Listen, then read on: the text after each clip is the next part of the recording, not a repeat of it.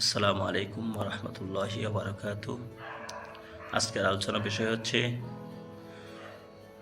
ঈদের নামাজে কারো যদি তাকবীর বা রাকাত ছুটে যায় সেক্ষেত্রে করণীয় কী। যদি কোনো ব্যক্তির তাকবীর ছুটে যায় তখন ওই ব্যক্তি তাকবীরে তাহরিমা এবং অতিরিক্ত 3 তাকবীর বলে নামাজ শুরু করবে। আর যদি ইমাম সাহেব রুকুতে চলে যায় তাহলে তাকবীরে তাহরিমা এবং 3 তাকবীর বলে রুকুতে যাইবে। আর যদি মনে হয় যে আমি 3 তাকবীর এবং তাকবীরে তাহরিমা বলার পরে যদি রুকুতে যাই তাহলে ইমাম সাহেব রুকু থেকে দাঁড়িয়ে যাবে, রুকু পাইব না, সেক্ষেত্রে তাকবীরে তাহরিমা বলে রুকুতে যাওয়া, রুকুতে গিয়ে 3টি তাকবীর অতিরিক্ত 3টি তাকবীর বলা,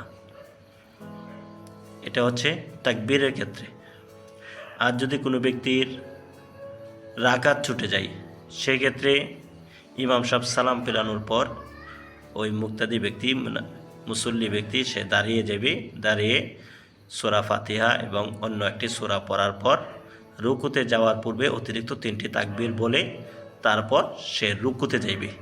এভাবে ঈদের নামাজ ছুটে যাওয়া এবং তাকবীর ছুটে গেলে নামাজ এভাবে আদায় করতে হবে। আল্লাহ তাআলা আমাদেরকে বোঝার তৌফিক দান করুক। আমিন।